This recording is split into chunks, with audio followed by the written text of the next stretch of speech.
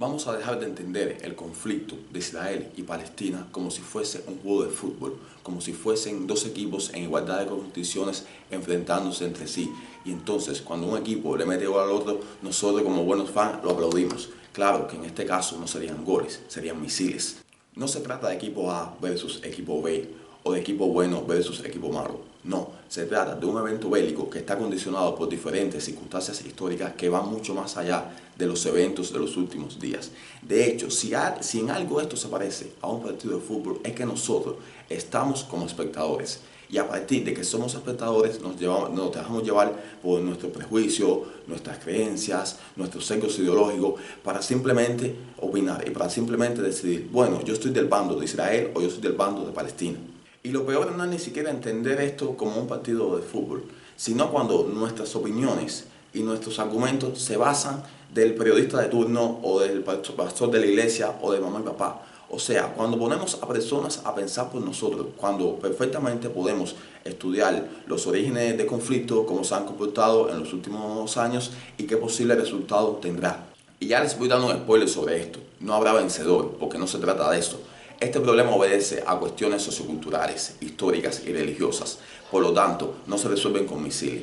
A no ser que cojas a toda la cultura palestina y las termines, se resolverá el problema. Y se resolverá el problema Israel y Palestina. Porque como sabemos, esta región del Medio Oriente, principalmente debido a los conflictos religiosos, es muy propensa a la violencia.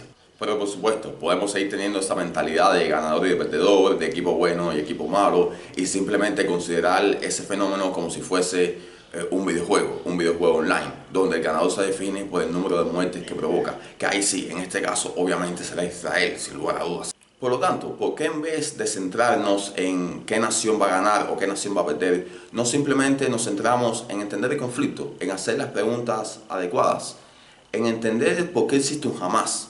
¿Qué tiene que pasar en una zona, en un país, en una nación, para que estos grupos terroristas nazcan? ¿Cuáles son las circunstancias y las condiciones materiales, la cultura de esa nación? Y preguntarnos cuál es la relación entre ellos.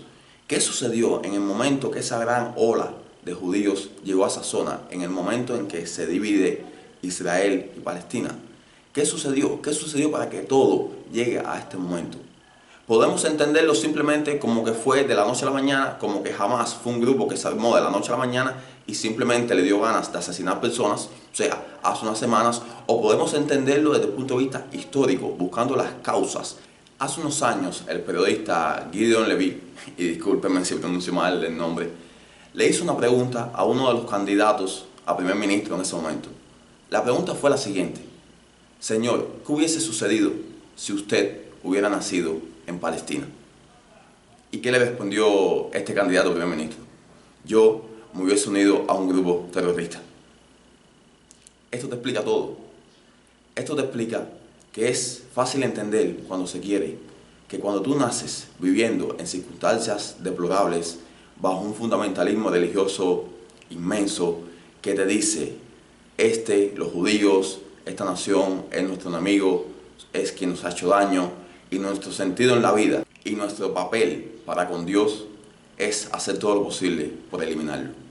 Cuando sucede eso, ¿qué crees que va a salir de ahí? ¿Qué tipo de personas, qué tipo de mente van a salir de ahí? Obviamente mentes fundamentalistas, personas resentidas y personas que no van a tener los mecanismos mentales ni materiales para poder salirse de esas ideas. Y esto complejiza mucho más la situación, porque si bien Hamas es un grupo terrorista, lo que podríamos denominar como el extremo de esa ideología, todos los demás palestinos, o la mayoría, si bien quizás no están de acuerdo con esos atentados o con esos asesinatos, sí comparten su ideología y sí comparten su odio hacia Israel y hacia todos los que lo defienden. Pero podríamos ir más allá y podríamos ponernos en el lugar de esas personas que sí quieren salirse, porque aunque las hayan enseñado ciertas cosas desde pequeñas, sí quieren salirse porque se sienten que ya no pueden vivir en esa zona. Pero no tienen mecanismos, ni mentales, ni materiales, para poder hacerlo, para poder ejecutar eso que quieren. Ya sea porque se sienten desvalidos, porque se sienten que van a traicionar a su familia, porque se sienten que van a traicionar a su Dios, y muchos factores. Si nosotros mismos, que vivimos en digamos, una cultura mucho menos tóxica, mucho menos nociva. Muchas veces nos cuesta trabajo salir de lo que nos hace sufrir, nos cuesta trabajo tomar decisiones sin pensar en qué dirá este, qué dirá la mayoría, estaré complaciendo a mamá, a papá. Si a nosotros nos sucede eso, imagínense a ese tipo de personas que están simplemente enajenadas mentalmente.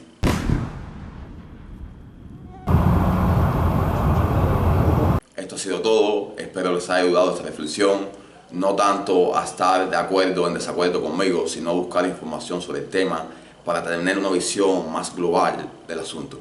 Nos vemos.